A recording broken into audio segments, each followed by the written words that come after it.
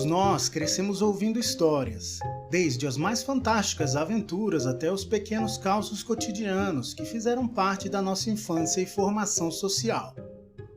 São através das fábulas e contos de fada, por exemplo, que aprendemos nossas primeiras lições de moral, incutindo valores e princípios. Em muitos casos, o interesse pela arte da narrativa nos acompanha até os nossos últimos dias. Porém, todos nós sabemos que nem todas as histórias são iguais. O mundo da literatura é um fértil campo em que podemos passar centenas de páginas apresentando suas variações. Porém, há alguns tipos específicos de narrativas que normalmente nos confundem. Estamos falando das lendas, contos e mitos, que, de maneira geral, acreditamos serem iguais, mas se tratam de gêneros literários diferentes. Em linhas gerais, atribuímos a esses gêneros literários uma característica específica, a ficção, ou seja, algo irreal que não representa a realidade tal qual ela é e, naturalmente, que não se baseia em fatos. A bem da verdade, se realmente observarmos essas três formas de história sob o olhar puramente objetivo, no sentido de buscar algo factível em suas narrativas, provavelmente não encontraremos. Porém, todas elas cumprem um papel muito mais significativo do que apenas narrar um fato imaginado. Elas ajudam na nossa educação. Educação vem do latim educare, que significa tirar de dentro ou evocar. Nesse sentido, para os antigos, educar não seria colocar informações e decorar fórmulas, mas sim um meio de formar o caráter e tirar de cada um o que naturalmente o indivíduo expressa. Sua verdadeira natureza humana. Não por acaso, um educador e biógrafo grego radicado em Roma, chamado Plutarco, escreveu que a educação não é um copo a ser enchido, mas uma vela a ser acesa. Assim, o papel do educador seria o de conduzir seus discípulos a reconhecer essa chama, que seria a natureza, e mantê-la viva para iluminar a vida dos demais. Para tamanha missão, portanto, eram necessárias ferramentas específicas. Diferentemente dos dias atuais, o conhecimento técnico só poderia ser passado para aqueles que, primeiramente, tivessem um caráter bem formado, pautado em valores e princípios daquela civilização. Uma vez tendo tais pontos consolidados, o indivíduo poderia começar a aprender um ofício e ser um membro ativo da sociedade. Assim, os contos, lendas e mitos eram fundamentais na formação desses valores, uma vez que estavam repletos de símbolos e valores estimados por esses homens e mulheres da antiguidade. Mas, afinal, o que são lendas, mitos e contos? Vamos por partes. Primeiramente, podemos definir os contos como a arte de contar. No caso literário, os contos são ficções que representam uma ideia geral. Assim, por exemplo, quando lemos um conto de fadas, podemos perceber que há uma mensagem que permeia toda a narrativa, e sendo desenvolvida a partir de fatos reais ou não. Para fixarmos esses preceitos, peguemos outro exemplo, a história de Pinóquio, o menino de madeira que quando mentia seu nariz crescia. A sua saga para se tornar um menino de carne e osso passa por diversas etapas, mas a lição central da narrativa reside no fato de como a mentira não pode ser escondida, bem como nos afasta do ideal de ser humano. Para uma pessoa adulta e que pouco se interesse pelos símbolos nos contos, essa pode ser uma história boba, até desinteressante. Entretanto, não podemos ignorar o seu valor na formação das crianças. Faz-se necessário lembrar que o universo infantil não se baseia no mundo concreto, assim como o adulto. Nele, o lúdico e o fantástico são leis, e comunicar valores fundamentais como a verdade, a bondade e a justiça, por exemplo, só podem ser feitos através desse tipo de linguagem. Assim, os contos cumprem um papel importante na formação dos valores ainda na fase infantil, e, gostemos ou não, são narrativas das quais não podemos abrir mão quando estamos educando uma criança.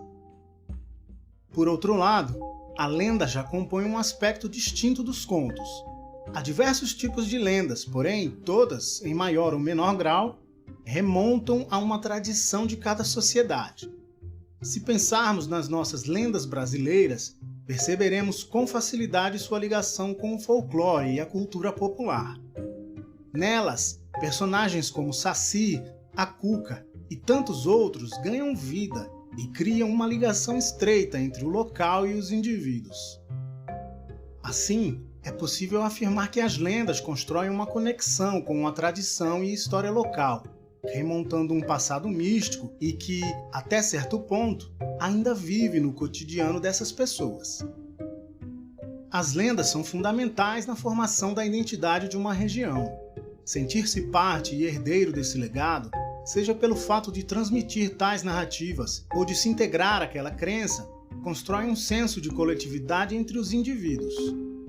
Assim, mesmo partindo de uma ficção, a lenda pode indicar a origem e o sentimento de pertencimento de um grupo.